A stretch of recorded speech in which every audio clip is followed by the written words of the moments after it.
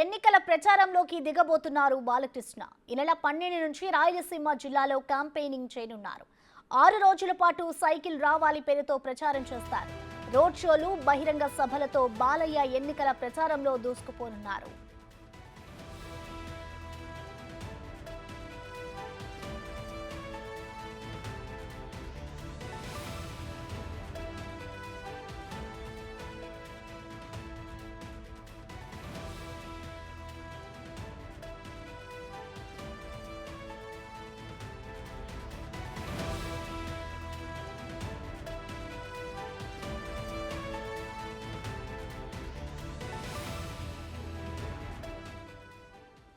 ఎన్నికల ప్రచారంలోకి దిగబోతున్నారు బాలకృష్ణ.